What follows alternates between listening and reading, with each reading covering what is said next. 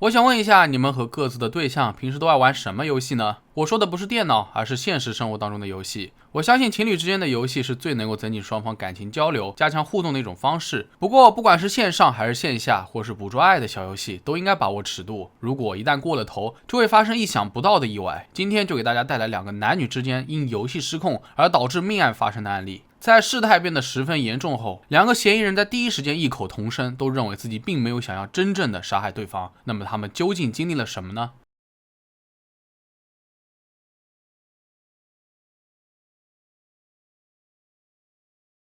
第一个案件发生在美国佛罗里达州，豪尔赫·托雷斯和莎拉·布恩是一对男女朋友，2个人已经约会3年半了，并且同居在了一起。2020年2月25日，警方接到了莎拉的电话，她在电话里面说到自己的男朋友没有了呼吸，全身僵硬且发紫。警方立刻转接到消防部门，急救人员还特意教她如何进行心肺复苏，但这似乎一点用都没有。随后，她在电话里面表示，关于男友的死，自己也不知道发生了什么。警方在接到电话后，立刻就前往了位于弗朗茨巷4700街区的莎拉家中，随后就看到了一个蓝色手提箱以及边上的男性尸体。警察发现豪尔赫的眼睛、前额和肩膀周围都有淤伤，嘴唇上面还有割裂的痕迹，背部和颈部还有指甲的抓痕。看到这些伤痕，警方必然是不会相信莎拉的说辞的。他们认为豪尔赫在生前很有可能遭到了一定程度上的暴力行为，因此莎拉被带到了房屋外进行了初步审问。在审讯期间，莎拉再一次回忆起了昨晚的场景，2人当时玩得很开心，他们一起玩了拼图、画了画，随后又兴起喝了一点葡萄酒，然后决定玩捉迷藏。一开始，莎拉躲在楼上的淋浴间里，但久久未等到豪尔赫去找她，于是自己回到了客厅。紧接着，他们看到了放在一边的蓝色行李箱，突发奇想的莎拉竟然让豪尔赫躺了进去，还帮着拉上了拉链，只留下了他2个手指露在箱子外面。2人为此还大笑了起来。就这样，到了午夜的12点30分，莎拉上楼睡觉了，她没有将行李箱打开，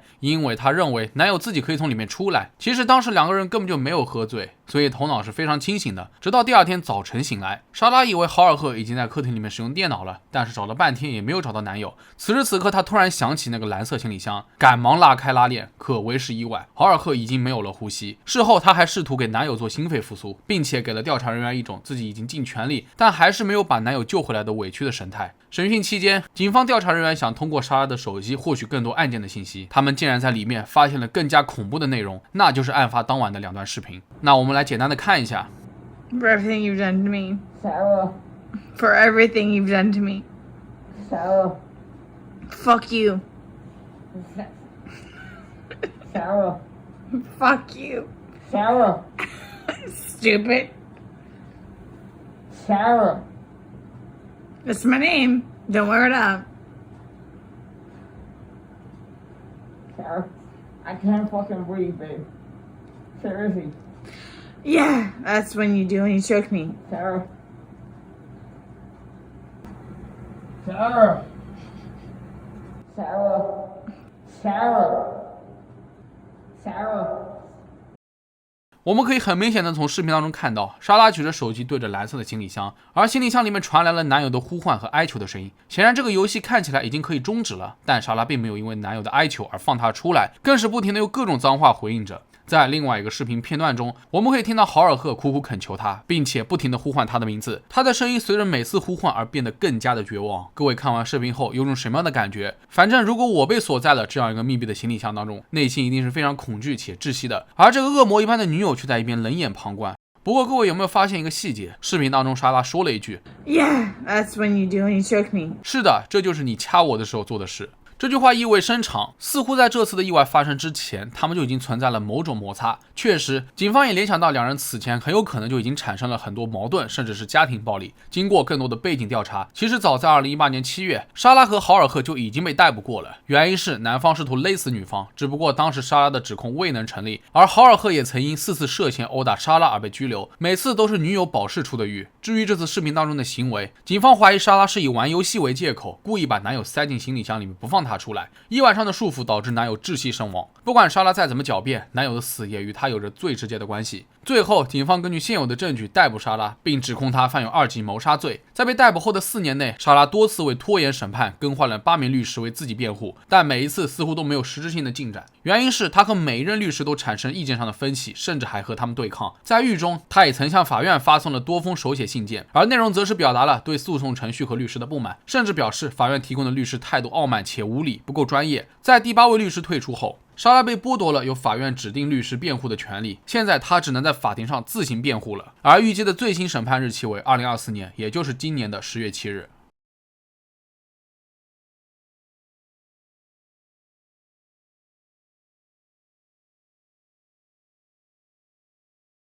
沙朗·洛帕特卡原名为沙朗·雷纳登堡。1991年，他与建筑师维克多·洛帕特卡在马里兰州埃里科特城结婚。两人虽然结为了夫妻，但在外人看来，他们俩并不幸福。沙朗的同学甚至把这桩婚事形容为一种脱离关系的方式，说白了就是各玩各的。1995年，沙朗为了多赚一点钱，主理了一个叫做 Houses of Dune 的家居装修网站。他建立网站的初衷是以一个非常便宜的价格，将一个朴素的房子改装成为豪宅的样子。同时，他还管理着几个读书网站。渐渐的，流量越做越大，他可以从浏览量当中赚取一定的广告费用。随着收入的增加，沙朗逐渐尝到了赚钱的甜头，尝试起了新的门路。只不过他这一次选择了一条非常极端且变态的不归路，甚至葬送了他的后半生。由于婚姻的失败，沙朗的内心深处逐渐产生了一种特殊的欲望，那就是踏足成人行业。他经常在网站使用假名，常年活跃于色情领域，甚至还出售了自己的内裤谋取利益。渐渐的，他开始沉迷于色情聊天网站，而这些网站的会员大多都有着恋尸、束缚以及受虐的癖好。罗伯特·格拉斯是一名计算机分析员，他与妻子结婚14年，育有2个女儿和1个儿子，家庭在外人看来的确是幸福美满的。直到某一天，他的妻子偷看了格拉斯的电子邮箱，才发现丈夫竟然一直用假名，常年活跃在色情聊天室里，言语还相当的粗俗暴力，这与平时的他完全不同。在这之后，两人就分居了。直到1996年8月，格拉斯第一次遇到了色情聊天室里面的沙朗，两人惺惺相惜，格外有话聊。在邮件里面，沙朗也对格拉斯表明了自己很享受被折磨的感觉，而刚好格拉斯则回复他会满足他的所有幻想，两人因此还约好了线下见面。1996年10月13日上午，沙朗给丈夫留下了一张纸条，声称自己要去乔治亚州见一个朋友，让丈夫不要去找他。纸条上面还写道：如果我的尸体永远找不到了，别担心，我已经安息了。随后他就开着车来到了宾夕法尼亚车站，在晚上到达了北卡罗来纳州的夏洛特。与格拉斯会面后，两人一同前往南方的乡下住处，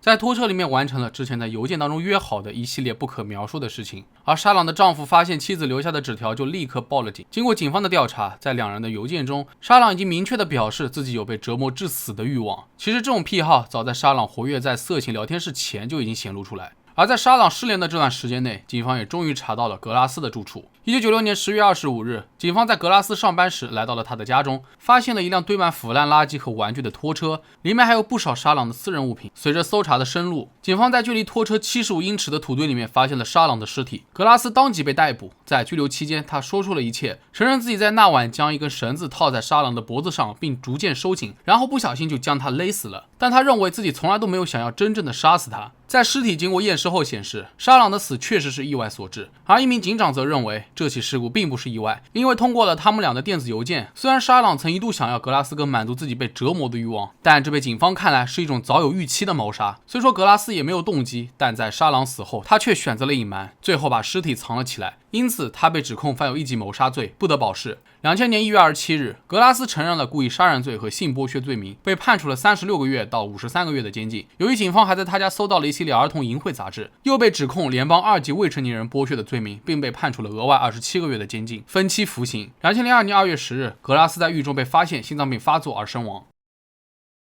其实，在上述的2个案例当中，受害人在生命的最后阶段都经历了极度的身体创伤和心理折磨。调查人员通过分析现场遗留的物证、嫌疑人的电子设备以及受害人社交媒体上的线索，逐渐拼凑出了这些案件的全貌，但嫌疑人却总是试图将责任推卸为游戏失控导致的意外。然而，每次检方通过详细的证据链都能够证明，嫌疑人其实是在有计划地实施这些虐待行为，且在多次行为升级后，完全意识到自己很有可能对受害人的生命造成威胁，最终等到真正的出了人命的时候才追悔莫及。其实，在一般情况下，施虐狂和受虐狂的心理状态都涉及痛苦与快感之间的复杂关系，具有多种潜在的心理动机。这些行为若不加以管理，可能会对个体和他人的心理健康和人际关系造成负面的影响。然而，在某些受协议和规范的约束环境中，就比如 BDSM， 这些行为必须在安全、健康和双方同意的基础上进行。对于施虐狂来说，他们试图通过使他人承受痛苦、屈辱或控制他人的方式来获得性快感或情感满足的倾向。在心理学当中，这种倾向通常需要达到一定的强度，但并不能够对他人造成伤害或者不适。可是，往往在日常生活当中，每个个体的反应可能会有所不同，具体表现取决于施虐者的个性、道德观念、心理健康状况以及事情发生的具体情境。在这样的因素下，也就很难去衡量一个施虐狂的真正意图了。